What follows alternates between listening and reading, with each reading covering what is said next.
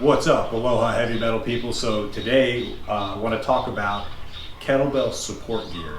So a lot of people started working out with kettlebells, especially in the new year. A lot of people are doing high intensity interval training, works with dumbbells, even works with body weight, right? So I got a new pull-up bar I'm really excited about. If we could pan up and look at that pull-up bar. So today, again, the topic is support gear, because if you work too fast, too heavy with this stuff, you can tear up your hands. And I'm going to walk you through some of the things that work for me. I'll show you some things that don't also. So kettlebells, mine are covered in chalk. We're going to talk about chalk. We're going to talk about wrist wraps. And then, yeah, we'll talk about even some connected fitness devices and how those work, because everything is about connected fitness now. So we'll talk about how that works with kettlebell training in particular, but a lot of times with high intensity and body weight exercises. So let's come on into the display table, and I'm going to show you some of the things that we keep. Yeah, gym floor, we got to do something better than this. These are just the cheap play tiles. They work okay. They will keep your kettlebell from cracking your concrete as long as you drop it from a decent height. If you drop it from overhead, that's why you need good stuff. So first step, let's talk about connected fitness. So I like to work out with the Wahoo. This is a TickrX. The reason I like this is it captures your heart rate and it shows you a graph on your phone. A lot of you guys in the groups, either the E2M fitness group or the kettlebell transformation group that I'm in, you'll see I like to post the heart rate charts, because it's so sensitive. It will show you the rep. It'll actually show you some of the heavy reps that you're doing. You can chart your workout as you go through. The reason I like this is because it sits around your chest. It goes right on your bare skin, so you wear it under your shirt. A couple cool things about this is it'll keep up with your cycling cadence too. So I like to wear this when I'm out on my bike, because then I don't have to wear a cadence sensor on either my shoe or my pedals. So it eliminates one sensor. Apple Watch, a lot of people like these. I wear it most of the time. The problem is when you're doing Turkish get-ups, and I'll just demonstrate with one of my bells, you can quickly see the problem. If you go to do any kettlebell exercise on your wrist, you're toast. So that's going to smash your Apple Watch up. So I do not like to wear an Apple Watch. If you were just doing swings, you'd probably be fine. Another device that works, this is a Schosche wrist strap. So this actually, I like to wear this on the Peloton bike too, because it's up and out of the way. It's a Bluetooth connected. It goes right to your Peloton. It'll show your heart rate on the screen. So this will also work if you just want heart rate data. I'll show you how that fits. I can get this through, but it doesn't need to fit that tight. It's up and out of the way for most exercises. Again, to me, superior to sit right there on your chest. It's well out of your way and it keeps up with your exercise. Bluetooth headphones or speakers, you gotta have your tunes. And then I like a dry erase board. I don't have to think about it. I like to make my plan, go out and do it. Ideally, you make this the day before and you look at it, and then you can just pick this up. You can sit on your chair while you're thinking. You can pull your workout down off of Facebook or the Swing app or whatever you like to get your workouts from, and you just put the workout right there on the board.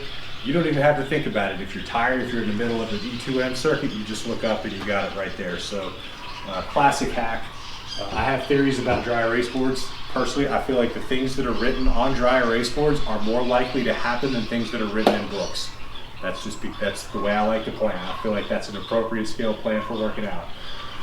Next, okay, so that's connected fitness. Let's talk about chalk. So chalk is mandatory.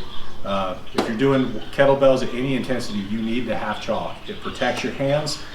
Otherwise, you will form calluses that will rip and you will bleed and your workout is over. I don't care how tough you are, at some point you're going to lose so much skin that you can't work out. If you just use chalk, you will be fine. Two types of chalk. There's powder and there's liquid chalk. There's actually also a wax, and I forgot to bring the wax out here. It's basically, it's called rep wax. Surf wax works just as well. I'm sure it's cheaper. The wax works great if you don't want dust. Also, if you don't want dust, there's liquid chalk, and I think that this is great. I'm going to show you a quick demonstration. This spider chalk is fantastic. It seems to be impervious to sweat. The stuff won't wash off. All this thick white chalk, this is all from the spider chalk. The stuff does not wash off. This Midas Touch is actually, I like this bottle. It's actually more convenient because it's on a carabiner, but the liquid chalk, you just pour a little dab on, and that's all you need to do right there. And then you just spread it around, and it dries in just about 15 seconds or so. You see it's already starting to dry up there. At that point, you got a low dust chalk. It's not zero dust, it needs to dust a little bit. But again, that helps lubricate the actual surface of the bell in your hands, and it moisturizes or whatever. It helps your grip last longer, and you don't have to think about that.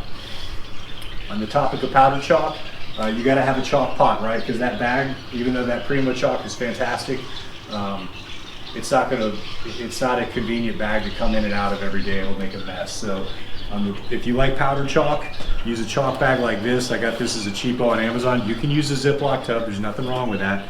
But if you look in there, if any of you grew up playing baseball, you'll recognize that it's almost like just like a rosin bag almost, and that just kind of helps keep the chalk down inside there. This elastic drawstring is great because it kind of keeps the chalk from flying around. And it's got like regular MOLLE systems. You can strap this on your battle vest if you really want to. That would be impressive if you're that hardcore. So anyways, there's a couple options for chalk.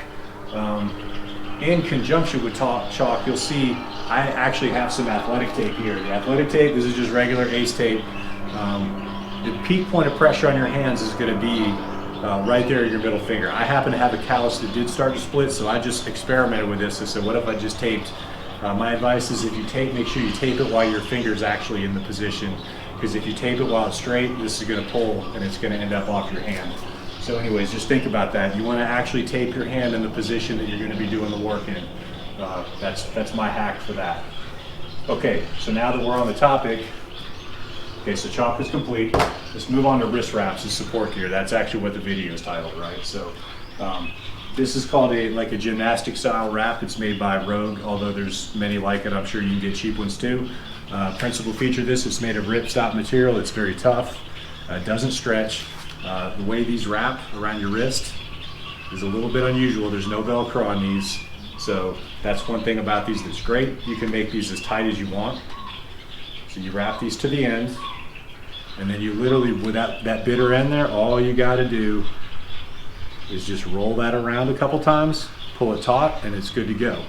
And you adjust the tension on these by just kind of spinning that outer, and you can get these pretty tight. And at that point, it gives you good wrist support. And that's important when it's important when you're doing pushing exercises, but it's very important. Let me grab a kettlebell, make sure I'm clear here. Grab my 24K. So if I'm doing a kettlebell clean, you see that bell sitting right there on my wrist, so you're going to want to have some support. Or not support, but some padding. So these are minimal padding. I like these because it is minimal padding, but it's enough to help spread the pressure out. So another type, this is just like a regular powerlifting grip, and these are very thick.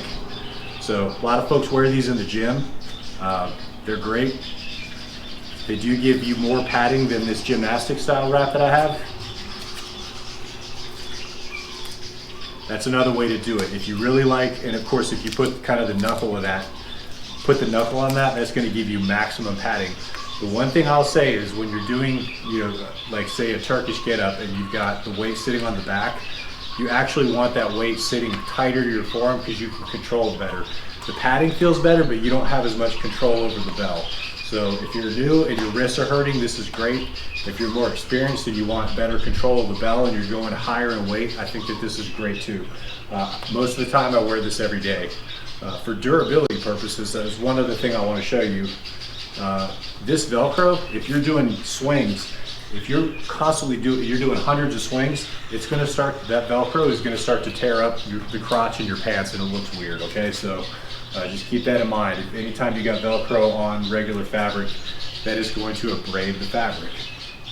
There's one other type of wrist wrap I want to show you today.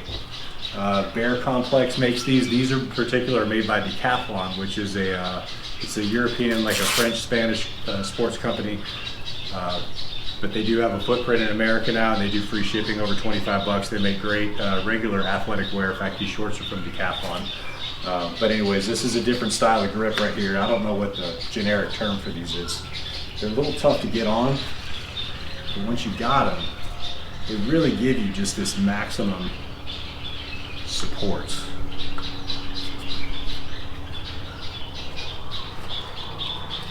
The best thing about this wrist support is it's a combined palm grip. So these are actually fantastic That grip is going to really protect the palm of your hands, but it's not going to protect your fingers.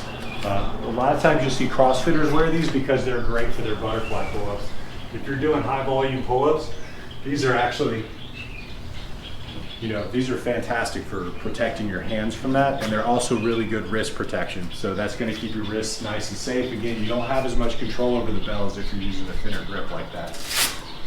Okay, they're also tough to take on and off. You don't want to be changing in and out of these things because they do take forever and a day to. I'm sure there's other brands, species of this style of grip that are probably easier to deal with, but they're great. They are great for high volume pull-ups. I think they're fantastic for that. But again, my daily driver, the ones that I like the most, I like to wear these during Turkish get-ups. I should have said this up front, but all this is support here. All this stuff is optional, except for the chalk. The chalk, consider that mandatory. If you're doing serious work on kettlebells, chalk is mandatory, but these support grips, you don't actually need them. In fact, the more experienced folks I know, they don't wear any support gear at all. That's perfectly fine too.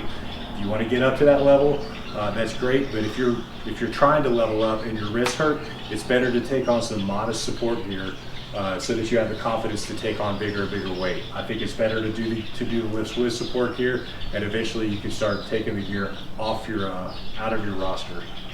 A couple other pieces of gym gear.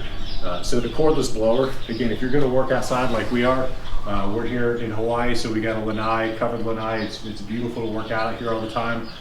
We love to do it, but you get stuff that blows in. So having a cordless blower, this is my favorite tool. I use this thing all the time, and it's got a regular DeWalt battery. You can go back and forth. It's super easy to just blow everything. I know. Sorry about the audio on that. And then you can just take this battery and put it right here on your portable fan. And the best thing about this fan is it moves. You can hang it from things. It's got, you can hang it upside down, turn it. It makes no difference. You don't need to plug it in. And with that 6 amp hour battery, this thing will literally run for like 10 hours or more. It is ridiculously durable. It's one of my other favorite tools. I like DeWalt. There's many other brands that make similar. I'm in the Navy. I'm a Seabee, and anybody that knows, DeWalt tools are featured in the John Wayne movie, The Fighting Seabees. So that's one of the historical connections that Seabees have to DeWalt. I know Seabees that use Milwaukee, Nikita.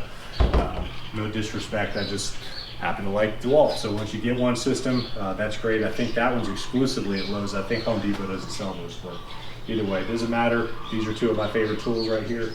And this is some of the support gear that I like when I'm lifting kettlebells. Again, a lot of this stuff comes over from powerlifting too, so a lot of you guys have been into powerlifting, you've been lifting your whole life, you're familiar with this gear. I just wanted to give you my perspective on some of the support gear that'll help you as you progress with your kettlebell workouts and possibly pull-up workouts. So appreciate you guys taking a couple minutes to watch this, and anything you're curious about, let me know. Aloha.